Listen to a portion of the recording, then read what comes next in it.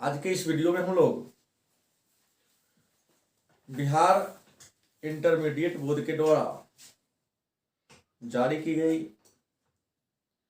हिंदी 100 अंक के मॉडल पत्र के 2 अंक स्तरीय प्रश्न, इसके अलावा पत्र और निबंध पर परिचर्चा करेंगे। तो आइए सबसे पहले हम जाने कि बिहार इंटरमीडिएट बोर्ड 100 अंक हिंदी परीक्षा में 4 दोहा पूछा जाता है। उस 4 दोहा में से किसी 2 दोहा का उत्तर लिखना होता है। इसके अलावे 10 2 अंक स्तरीय लघुतरीय प्रश्न पूछा जाता है। तो 10 में से किसी 5 प्रश्न का उत्तर देना होता है। इसके अलावा एक निबंध या एक पत्र लिखा होता है। तो पत्र या एप्लीकेशन दोनों में से किसी एक का उत्तर देना होता है और एक निबंध लिखना होता है। इसके अलावा 3 दीर्घोत्तरीय प्रश्नों का उत्तर देना होता है। तो आज दीर्घोत्तरीय को छोड़कर बाकी जितने प्रश्न हैं सब पर हम चर्चा करेंगे। तो आइए सबसे पहले चर्चा करें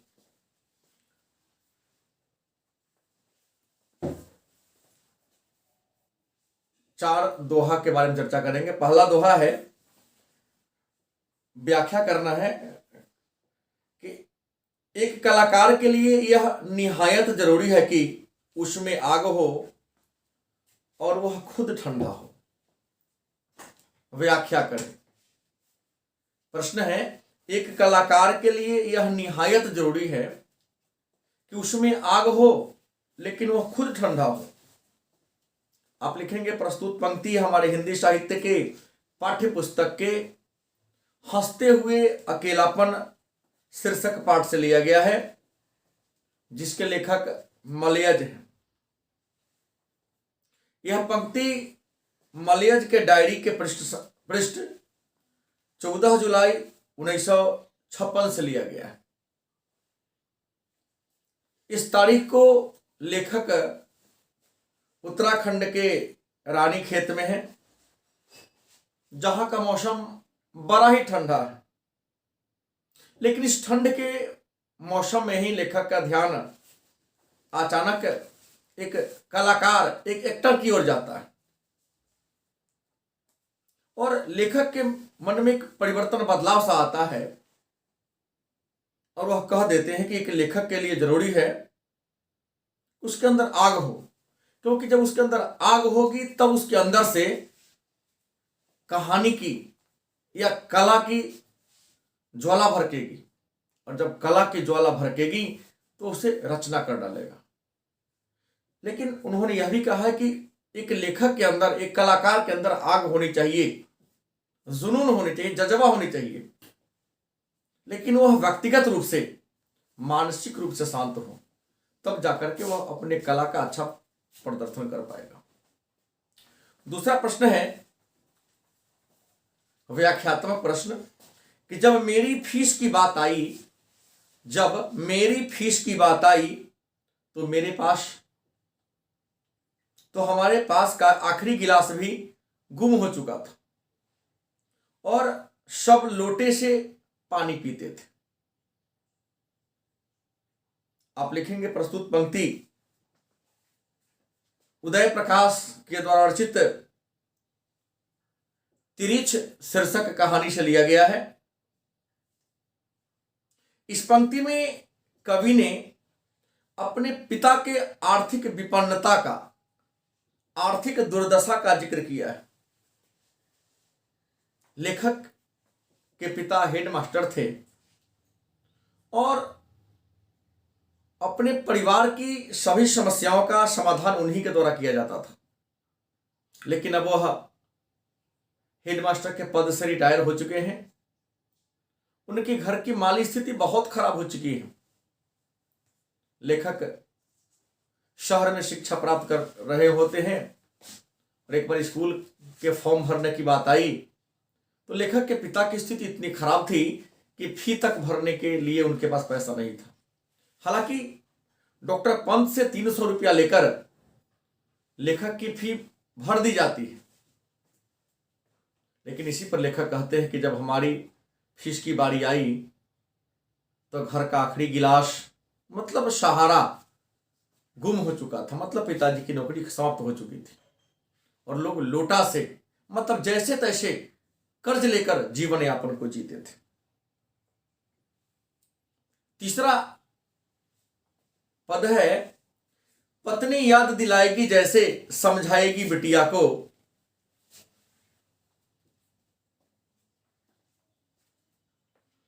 यह जो पद है हमारे हिंदी साहित्य के पाठ्य पुस्तक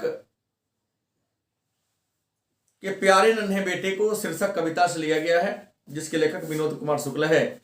इस पद में कवि कहते हैं कि पत्नी अपनी बिटिया रानी को समझाएगी, सिखाएगी कि लोहा कहां कहां है घर में, बतलाएगी कि बाल्टी में, कुआं पर लगा हुआ घिरनी में, हंसुआ, चाकू, भिलाई और बेलडीला सब जगह लोहा है। मतलब एक माँ अपने बेटे को कैसे सिखाती है कि घर में लोहा कहां कहां है। और अगला पद है, लागत लंप की कंठ वैरिन सी, नागिन सी रुद्रही रिझावे दे दे मुंडन के बाल को। आपका उत्तर होगा, प्रस्तुत पंक्ति हमारे हिंदी साहित्य के पाठ्य पुस्तक के पद खंड के कवित शीर्षक पाठ से लिया गया है, जिसके लेखक भूषण हैं।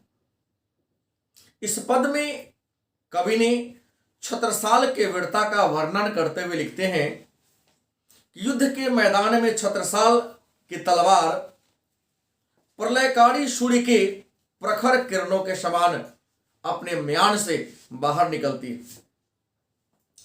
और उनकी तलवार विशाल हाथियों के झुंड के समान अंधकार को छिन्न भिन्न कर देती है और शत्रु पर ऐसे वार करते हैं, नागिन की तरह उसमें लिपट जाते हैं और उसके सिर का ढेर लगा देते हैं। कवि कहते हैं कि हे बलिष्ठ, हे विशाल भुजा वाले महाराज छत्रसाल, आपके तलवार की गुणगान मैं कहां तक करूं। आपकी तलवार शत्रु योद्धाओं के कटक जाल को काट काट कर रणचंदी की भांति किलकारी भरती हुई मृत्यु को अपना भोज बना रही है। अगला है कि इन्हीं 5 प्रश्नों का उत्तर दे। 2 अंक स्तरीय 10 प्रश्न पूछा जाता है, जिसमें से किसी 5 का उत्तर देना होता है। प्रश्न है, जीवन में विद्रोह का क्या स्थान है। आप लिखेंगे, जीवन, मानव का जीवन आज बड़ा ही कुरूप बन चुका है। वास्तव में जीवन का ऐश्वर्य उसकी अनंत गहराई में है, लेकिन यह संभव तभी होगा जब प्रत्येक वस्तु प्रकृति के विरुद्ध समझा जाए। और प्रत्येक वस्तु को यदि प्रकृति के विरुद्ध समझा जाए तो हमें प्रकृति के खिलाफ विद्रोह करना होगा। बिना विद्रोह के अपने भौतिक सुखों को प्राप्त नहीं कर सकते हैं। इसलिए कवि ने कहा कि जीवन में विद्रोह का स्थान महत्वपूर्ण है। दूसरा है, थानू कौन था, लेखक के साथ उसका क्या रिश्ता था। उत्तर होगा, थानू लेखक के बचपन का मित्र था। लेखक बचपन में उसके साथ पढ़े थे और थानू के साथ लेखक का सखा का रिश्ता था, दोस्त का रिश्ता था। तीसरा प्रश्न है, किस तारीख की डायरी आपको सबसे अच्छी लगी। आपका उत्तर होगा, 9 दिसंबर 1975 की डायरी हमको सबसे अच्छी लगी, क्योंकि उस दिन के डायरी में लेखक ने लिखा है कि सब कुछ भोगा हुआ अंश भी, इंसान के द्वारा भोगा हुआ अंश भी रचना नहीं होता। हाँ, यदि लेखक उसको साथ लेके चले, कलाकार यदि अपने भोगे हुए दिन को साथ लेकर चले, तब जाकर वह रचना बनती है। अतः लेखक का यह बात अच्छा लगा, उस दिन की डायरी की बात अच्छी लगी कि जो सब कुछ भोगते वह रचना नहीं होता, हम जिसको साथ लेकर चलते हैं वह रचना होता है। चौथा प्रश्न है, किन किन बातों को सोचकर लेखक के भीतर कांटे उगने लगते हैं, किन किन बातों को लेकर। यह जूठन शीर्षक पाठ से लिया गया, जिसके लेखक ओम प्रकाश वाल्मीकि है। लेखक कहते हैं कि उनके साथ, परिवार के साथ बचपन में जो भेदभाव हुआ, जो अपमान सहना पड़ा, समाज ने उनके साथ जो क्रूर मजाक किया, समाज का जो भयानक चेहरा उन्होंने बचपन में देखा, यह बातें याद करके लेखक के मन में कांटे उगने लगते हैं। 5वां प्रश्न है, मनुष्य के बातचीत करने का उत्तम तरीका क्या है? आपका उत्तर होगा, कवि बालकृष्ण भट्ट के अनुसार मनुष्य के बातचीत करने का उत्तम तरीका है अवाक होकर बातचीत करना, अवाक होकर बोलना। 6ठा प्रश्न है, बाजा बजाना का क्या अर्थ है? 6ठा प्रश्न है, बाजा बजाना का क्या अर्थ है? उत्तर होगा, बाजा बजाना का सामान्य अर्थ है सत्ताधारी वर्ग का गुणगान करना। बाजा बजाना का सामान्य अर्थ है सत्ताधारी वर्ग का गुणगान करना, उसके हां में हां मिलाना, उसके प्रति बिना किसी शर्त के समर्पण करना, बाजा बजाना का सामान्य अर्थ है। 7वां पद है, 7वां प्रश्न, दूसरे पद में तुलसी जी ने दीनता और दरिद्रता दोनों का प्रयोग क्यों किया है? उत्तर होगा, दूसरे पद में तुलसीदास ने अपने आप को एक भिखारी के रूप में प्रस्तुत किया है। एक भिखारी के समान तुलसीदास प्रतिदिन श्री राम के दरवाजे पर सवेरे ही जा बैठते हैं, उनके नाम का रट लगाने लगते हैं, उनसे कहते हैं कि हे प्रभु, हमें कुछ नहीं चाहिए, बस थोड़ी सी कृपा, थोड़ी सी दया आपकी चाहिए, क्योंकि आपके तनिक सी दया, आपके तनिक सी दृष्टि हमारे ऊपर पड़ जाए तो हमारा बेड़ा पार हो जाएगा। 8वां है, कबीर कानी राखी नहीं से क्या तात्पर्य है? कबीर कानी राखी नहीं से क्या तात्पर्य है? उत्तर होगा, कबीर कानी राखी नहीं से नाभादास मतलब कवि का तात्पर्य है, कवि ने अपनी लिखनी में, कवि ने अपने साहित्य में, कबीर ने अपने साहित्य में कभी भी साहित्य के मर्यादा और परंपरा को ख्याल नहीं किया। कबीर ने ना ही वर्णाश्रम व्यवस्था को माना, उन्होंने जाति पाति को भी नहीं माना, उन्होंने दर्शन को भी स्वीकार नहीं किया। कबीर तो कहते हैं कि तू कहता है कागज लिखी हो, कहता हूं आखिर, मैं कहता हूं आंखों देखी। तुम कागज पर लिखे हुए बात में विश्वास करते हो और मैं तो आंखों से देखा हुआ बात में विश्वास करता हूं। अगला प्रश्न है, बरसात को सरस कहने का क्या अभिप्राय है? बरसात को सरस मतलब रस के साथ कहने का क्या अभिप्राय है? आपका उत्तर होगा, कवि ने बरसात को सरस इसलिए कहा है क्योंकि जल रस है, जल रस की सृष्टि करती है, रस की वर्षा करती है। यदि वर्षा नहीं हो तो सारे फल, सारे पत्तियां शुष्क हो जाएंगे और वर्षा के जल पाकर ही वृक्ष, पौधा, फूल, पत्ती सभी रस को प्राप्त करते हैं, सभी अपने आप में रस का संचार करते हैं। इसलिए कवि ने बरसात को सरस कहा है। और 10वां है, उषा का जादू कैसा है? आपका उत्तर होगा, उषा का जादू मादक है। उषा का आगमन तो मादक से भी ज्यादा मद भरा है। उषा के आगमन से उषा का आगमन चारों ओर हलचल मचा देता है। उषा का प्रभाव विलक्षण है। उषा का ही प्रभाव है कि आकाश नीला दिखाई देता है, जैसे गीला चौका ऐसा दिखाई देता है कि राख से लिपा हुआ गीला चौका, किसी ने सील पर लाल केसर लगड़ दिया हो।